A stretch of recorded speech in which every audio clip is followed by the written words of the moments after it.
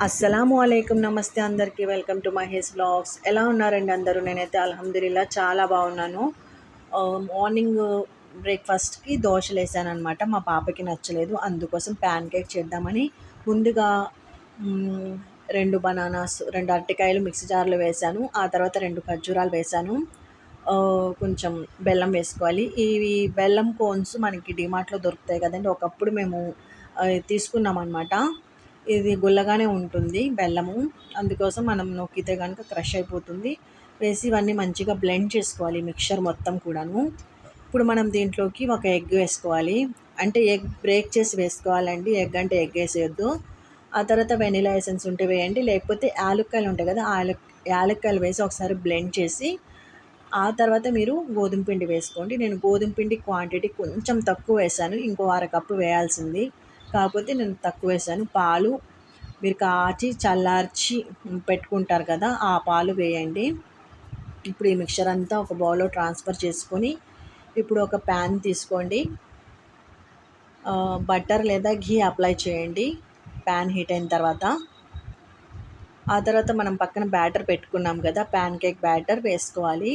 మనం దోశలాగా మరీ స్ప్రెడ్ చేయాల్సిన అవసరం లేదు. యాక్చువల్గా నేను గోధుమ పిండి కొంచెం తక్కువ తీసుకున్నాను, పాలు కొంచెం ఎక్కువ వేసాను పాపకి కాబట్టి. మీరు కొంచెం గోధుమ పిండి హాఫ్ కప్ ఎక్కువ వేసుకొని స్వీట్నెస్ కూడా పెంచాలండి ఖచ్చితంగా. ఎందుకంటే ఇది కొంచెం లైట్గా స్వీట్గా ఉండనట్టుగా మా టేస్ట్కి తగ్గట్టుగా అయితే నేను ప్రిపేర్ చేశాను. మీరైతే కొంచెం స్వీట్ తినే వాళ్ళైతే కొంచెం యాడ్ చేసుకోవాలి. బెల్లం అయినా సరే, సారీ డేట్స్ అయినా సరే. ఒకవైపు మంచిగా వేగిన తర్వాత ఇంకోవైపు టర్న్ చేసుకోండి. సేమ్ అగైన్ ఇదే ప్రాసెస్. ఈ ప్యాన్ కేక్ తీసేసిన తర్వాత మనం బటర్ లేదా ఘీ మళ్ళీ అప్లై చేసేసి సేమ్ దోశ వేసినట్టు వేయాలి. అంటే ఒక్కసారి వేయాలి, మొత్తం స్ప్రెడ్ చేయకూడదు. ఫ్లేమ్ అనేది మీడియం ఫ్లేమ్లో పెట్టుకొని పైన లిడ్ కవర్ చేసి మీరు కుక్ చేయండి. ఒకవైపు కుక్ అయిన తర్వాత ఇంకోవైపు. దీని మీద మనం టాపింగ్కి బటర్ వేసుకోవచ్చు, ఇంకా డెకర్ చేసుకోవచ్చు. నేను ఇంటర్నెట్లో చూపించినట్టుగా అలా ఏం డెకర్ చేయలేదు. ఈ రకంగా అయితే ఒక దానికి నేను నెయ్యి సారీ తేనె వేసాను, ఇంకో దానికైతే చాక్లెట్ సిరప్ వేసాను అనమాట. వేడి వేడి మీద తేనెతో ఈ బనానా ప్యాన్ కేక్ అయితే చాలా బాగుంది, చాక్లెట్ సిరప్ కన్నా కూడా. తప్పకుండా ట్రై చేయండి, ఓకేనా? చాలా హెల్దీ, పిల్లలకి పెట్టొచ్చండి ఖచ్చితంగా. మీరు కూడా ట్రై చేయండి, మనం కూడా తినొచ్చు. పాపకైతే నచ్చింది. ఇంకా ఆఫ్టర్నూన్ లంచ్ వచ్చేసి నేను దోసకాయ టమాటా కర్రీ ప్రిపేర్ చేద్దామని వెజిటబుల్స్ అన్నీ కూడా కట్ చేసి రెడీగా పెట్టుకున్నాను. ఇప్పుడు కడాయిలో ఆయిల్ తీసుకొని ఆయిల్ హీట్ అయిన తర్వాత మనం ఆనియన్స్ వేసుకోవాలి. చాలామంది ఎక్కువ క్వాంటిటీలో కర్రీ రావాలి అని చెప్పేసి కొంచెం ఆనియన్స్ ఎక్కువ తీసుకున్నట్లయితే ఖచ్చితంగా ఉల్లిపాయలు గోల్డెన్ బ్రౌన్ కలర్లోకి వచ్చేదాకా ఫ్రై చేయాలి. ఆ తర్వాతే టమాటా దోసకాయ ముక్కలు వేయాలి, లేకపోతే కర్రీ స్వీట్గా ఉండి బాగోదండి. నేనైతే చాలా లిమిటెడ్గా తీసుకున్నాను ఆనియన్స్ కాబట్టి ఏం చేసిన అంటే ఒక నిమిషం పాటు జస్ట్ అలా ఫ్రై చేయాలి. ఆ తర్వాత టమాటోలు, దోసకాయలు, ఇంకా పచ్చిమిరపకాయలు వేసుకోవాలి. మనం దోసకాయ పప్పు లేదా దోసకాయ కర్రీస్ ఏం చేసినా కూడా మనం గ్రీన్ చిల్లీస్ అనేవి కొంచెం ఎక్కువ యాడ్ చేస్తే మనకి ఎర్రకారం కన్నా కూడా పచ్చిమిరపకాయ ఫ్లేవర్ అనేది ఎక్కువ టేస్ట్ ఇస్తుందన్నమాట. అందుకోసం ఇవన్నీ వెజిటబుల్స్ అన్నీ వేసేసిన తర్వాత మనం ఒకసారి కలుపుకోవాలండి. ఆ తర్వాత వెంటనే కొంచెం అల్లం వెల్లుల్లి పేస్ట్, పసుపు, ఉప్పు, కారం వేసేయాలి. ఆ తర్వాత మనం ఈ కర్రీని మూత పెట్టి మగ్గించాలి. వాటర్ అనేది ఫామ్ అవుతుంది దోసకాయలు టమాటాలో నుండి, ఇంకా ఆనియన్స్ నుండి. ఇంకా కర్రీ కూడా దగ్గర పడుతుందండి. అప్పటిదాకైతే మనం కర్రీ కుక్ చేయాలి. దీంట్లోనే నేను కొత్తిమీర కాడలతో సహా చిన్న చిన్న పీసెస్గా కట్ చేసి వేశాను, ఎందుకంటే కరిగిపోతుందండి. ఆ ఫ్లేవర్ అనేది మనకు అర్థమవుతుంది, కొత్తిమీర కరిగిపోతుంది అనమాట మ్యాక్సిమం. అందుకని ఒక గుప్పెడు వేసేసాను. మీరు కావాలనుకుంటే దోసకాయలు మరీ లేతగా ఉంటే ఇదే కర్రీని దగ్గర పడే అంత కుక్ చేసి టొమాటోలు కరిగిన తర్వాత మనం రైస్లో తినొచ్చు, బాగుంటుంది. లేదనుకుంటే మీరు కొంచెం వాటర్ వేసి మీకు కావాల్సిన కన్సిస్టెన్సీ వచ్చేదాకా కుక్ చేసుకొని మీరు తినొచ్చు. ఇది పుల్కాలోకి బాగుంటుంది, ఇంకా రైస్లో కూడా బాగుంటుంది. తప్పకుండా ట్రై చేయండి. ఓకేనా? ఈరోజు నేను నా డైలీ రొటీన్ పనులు ఏమన్నా ఉంటాయి కదండీ! అవన్నీ చూపించట్లేదు. ఎందుకంటే ఓన్లీ రెసిపీసే చూపిస్తున్నాను. చూద్దాం ఎవరెవరు నా రెసిపీస్ చూసి ఫాలో అవుతారో, ట్రై చేస్తారో, ఇంకా ఇంతకన్నా బెటర్‌గా, టేస్టీగా ఏ రకంగా ప్రిపేర్ చేయాలో, ఏమన్నా యాడ్ చేస్తే మంచిగుంటాయి. అలా మీ సజెషన్స్, ఐడియాస్ ఏమన్నా ఉంటే నాతో తప్పకుండా కామెంట్ సెక్షన్‌లో కామెంట్ చేసి చెప్పండి. ఓకేనా? నా వీడియోస్ కనుక మీకు నచ్చితే ఖచ్చితంగా మీరు చూసినారంటే నచ్చుతున్నాయనే. మీకు నచ్చితే మీ ఫ్రెండ్స్ అండ్ ఫ్యామిలీలో నా ఛానల్ గురించి ప్లీజ్ సజెస్ట్ చేయండి. ఓకేనా? ఈ రకంగా మనం దగ్గర పడేంత వరకు కుక్ చేసుకొని వాటర్ యాడ్ చేశాను నేనైతే. ఇంకా వేరే ఏం యాడ్ చేయనవసరం లేదండి. వాటర్ యాడ్ చేసుకొని దగ్గర పడేంత కుక్ చేసుకోండి. కావాలనుకుంటే మీరు ధనియాల పొడి, గరం మసాలా పౌడర్ కూడా యాడ్ చేసుకోవచ్చు దీంట్లో.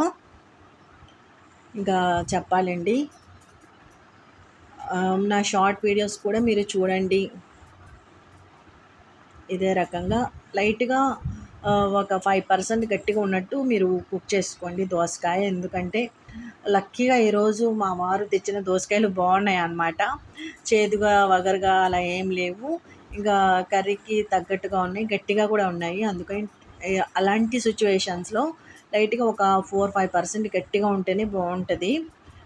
అందుకోసం చెప్తున్నాను. నేను ఓన్లీ రెసిపీసే పెట్టాను. అన్ని రెసిపీస్ కూడా మీరు ట్రై చేయండి. తప్పకుండా ట్రై చేయండి. చాలా బాగుంటాయి. ఇంకా నేను కాకరకాయ కర్రీ కూడా నేను కాకరకాయ పచ్చడి ప్రిపేర్ చేశానండి. ఆ రెసిపీ కూడా మీరు ట్రై చేయండి. ఏంటంటే మా వారు కాకరకాయ తినరు, కానీ నా కోసం తీసుకొచ్చారు. నేను ఒక్కదాన్నే ఏం తింటాను అని చెప్పేసి అప్పుడప్పుడు కొంచెం నంచుకొని తినడానికి బాగుంటుంది కదా అనే ఉద్దేశంతో పచ్చడి చేశానన్నమాట. రౌండ్‌గా కాకుండా నేను కొంచెం బారుగా కట్ చేశాను. కాకరకాయలు లాంగ్ పీసెస్‌గా కట్ చేశాను లైట్‌గా. పల్చగా కట్ చేసుకోవాలి. చూసారా? ఈ రకంగా అయితే నేను కర్రీ ప్రిపేర్ చేశాను. ఆ తర్వాత కొంచెం టైం ఉంటుండే ఈరోజు ఎందుకో నాకు. అందుకోసం ఇంకా ఈ కాకరకాయలని డీప్ ఫ్రై చేశాను. డీప్ ఫ్రైకి సరిపడా ఆయిల్ తీసుకొని నేను ఫస్ట్ ఒక శాంపుల్‌కి ఒక పీస్ వేశానండి. నేను పల్లి నూనె కాకుండా ఈసారి రిఫైన్డ్ ఆయిల్ ఉంటే ఆ ఆయిల్‌లోనే ఫ్రై చేస్తున్నాను. చూద్దాం ఎలా ఉంటుందో పచ్చడి టేస్ట్ తర్వాత. నేను తిన్న తర్వాత నేను చెప్తానండి ఏ రకంగా ఉందో. జెన్యూన్‌గానే చెప్తాను ఏదైనా సరే నేను. ఓకేనా? ఈ రకంగా కాకరకాయలు ఫ్రై చేసుకొని మధ్య మధ్యలో కలుపుకుంటూ ఉండాలండి. మూత ఏం పెట్టకూడదు. ఇంకా హై ఫ్లేమ్‌లోనే పెట్టాలి. మనకి కలర్ అనేది చేంజ్ అవుతుంది కాకరకాయలకి. అప్పటిదాకా అయితే మనం కాకరకాయలు ఫ్రై చేసి స్టవ్ ఫ్లేమ్ ఆఫ్ చేసేయండి. ఆ తర్వాత మనం ఒక బౌల్‌లో ట్రాన్స్ఫర్ చేసుకోవాలి ఈ పీసెస్ మొత్తం కూడాను. ఇది కొంచెం టైం కన్స్యూమింగ్ ప్రాసెస్ అండి. కొంచెం మధ్య మధ్యలో కలుపుకుంటా మనం చూసుకుంటా ఉండాలి. ఇప్పుడు నేను తీసేసాను. సేమ్ ఆయిల్‌లో మనం తాలింపు గింజలు వేయించుకోవాలి. గుర్తుపెట్టుకోండి, కాకరకాయలు తీసేటప్పుడు మనం స్టవ్ ఆఫ్ చేసాము. ఆ తర్వాత మళ్ళీ మనం స్టవ్ ఆన్ చేసేసి తాలింపు గింజలు వేసుకోవాలి. మీరు అంటే తీసుకున్న క్వాంటిటీకి తగ్గట్టుగా, మీరు తినేదానికి తగ్గట్టుగా తాలింపు గింజలు వేసుకోండి.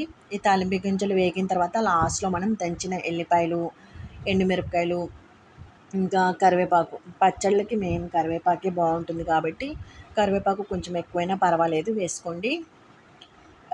ఎండుమిరపకాయలు మీరు కట్ చేసిన తర్వాత లోపల సీడ్స్ ఉంటాయి కదా, ఆ సీడ్స్ రిమూవ్ చేసి వేయండి. ఎందుకంటే ఈ మధ్య బాగా స్పైసీగా ఉంటున్నాయి. నేనైతే కర్రీస్‌లో ఇదే రకంగా వేస్తున్నానండి. అందుకోసం చెప్తున్నాను. లోపల సీడ్స్ ఉంటే కనుక మీకు స్పైసీనెస్ ఎక్కువ ఉంటుంది. అందుకోసం మీరు తినేదైతే ఇంకా ఎండుమిరపకాయలు వేసేసిన తర్వాత స్టవ్ ఆఫ్ చేసేయండి. ఆ వేడికే ఇవి ఫ్రై అయిపోతాయన్నమాట. మీరు తినేదైతే ఒక కొంచెం ఇంగువ వేసుకోండి. నేను కొంచెం ఇంగువ వేశాను ఈ ఫ్రైలో. స్టవ్ ఆఫ్ చేసిన తర్వాతేనండి. ఎందుకంటే ఆయిల్ హీట్‌గా ఉంటుంది కదా అందుకోసం. ఆ తర్వాత ఇదంతా కూడా మీరు ఎండుమిరపకాయలు, పచ్చిమిరపకాయలు ఇదంతా కూడా మనం ఇందాక కాకరకాయలు తీసి పెట్టుకున్నాం కదా, ఆ మిక్చర్‌లో వేసేయండి తాలింపు గింజలన్నీ కూడాను. కంప్లీట్‌గా ఆయిల్ చల్లారడానికి పెట్టండి. ఈలోపు కాకరకాయలు కూడా చల్లారిన తర్వాత ఇది కారం అండి. దీంట్లో చింతపండు, ఇంకా ఉప్పు, పసుపు, ఆవపిండి, మెంతి పిండి ఇవన్నీ ఉన్నాయండి దీంట్లో. ఇవన్నీ ప్రిపేర్ చేసి మిక్చర్ చేసి పెట్టాననమాట. టొమాటో పచ్చడి వీడియో చూస్తే కనుక మీకు అర్థమవుతుంది. నేను స్పెషల్‌గా ఇంకా ఏమి యాడ్ చేయట్లేదు. చాలామంది చింతపండు కడిగి, నానబెట్టి, ఉడికించి వేస్తారు. అది వేరే ప్రాసెస్ అండి. ఇది వేరే ప్రాసెసు. దీంట్లోనే ఎల్లిపాయలు కూడా ఉన్నాయండి. మీరు చూడొచ్చు. నేను పైనుండి కూడా ఒక 2, 3 ఎల్లిపాయలు వేశాను. ఈ రకంగా మొత్తం కలుపుకోండి. మీకు ఎంతవరకు కారం పడుతుంది అనే ఒక అంచనా తెలుస్తుంది కదా! అంతవరకు మీరు వేసుకోండి. మరీ ఎక్కువ వేసుకోవద్దు. మొత్తం వేసిన తర్వాత ఒకసారి ఉప్పు చూసుకోండి. ఎలా ఉంది ఏంటి అని చెప్పేసి. మనం డీప్ ఫ్రై చేసి పెట్టాం కదా కాకరకాయలు, ఆ ఆయిల్ మొత్తం వేసేయాలండి. ఒక 3 రోజుల తర్వాత మీరు పచ్చడి తినడానికి రెడీ అండి. కాకరకాయ పచ్చడి రెడీ. 3 డేస్‌కి ఈ ముక్కలన్నీ కూడా ఈ కారాన్ని, నూనెని ఆల్మోస్ట్ పీల్చేస్తాయి. ఇంకా ఈవినింగ్ బాగా బోర్ ఫీల్ అవుతుంటే పైకొచ్చాను. చూడండి ఈ రేస్ ఎలా కనిపిస్తున్నాయో. మా మ్యారేజ్‌లో అయితే చాలామంది మ్యారేజెస్‌లో చేతిలో నుండి తల దగ్గర రేస్ వచ్చినట్టు పెడతారు ఫోటోగ్రఫీలో. చండాలంగా ఉంటది. నాకైతే అస్సలు నచ్చదు. మేమైతే మోడిఫికేషన్స్ చేపించుకున్న తర్వాత పెట్టారు వాళ్ళు. ఫస్ట్ మంచిగా వీడియో క్రియేట్ చేయలేదని మంచిగా పెట్టమని చెప్పిన తర్వాత అలాగ పాడు చేశారనమాట వీడియో. చూడండి మా ఇంటి దగ్గర నుండి అయితే వ్యూ ఇలా కనిపిస్తుంది. బాగుంది కదండి. ఈ రోజుకి ఇంతేనండి. నా ఛానల్ అయితే please like, share and subscribe చేసుకోండి. సబ్స్క్రైబ్ చేసిన నా ఛానల్ని సపోర్ట్ చేసిన ప్రతి ఒక్కరికి కూడా థ్యాంక్ యూ సో మచ్. ఇంకా నైట్ వచ్చేసి ఏం చేయబుద్ధి కాలేదు, అందుకోసం మా వారు గ్రిల్ చికెన్ తీసుకొచ్చారండి. ఈ వ్లాగ్ ఇంతటితో ఎండ్ చేస్తున్నా. Thank you so much for watching. Take care. Bye.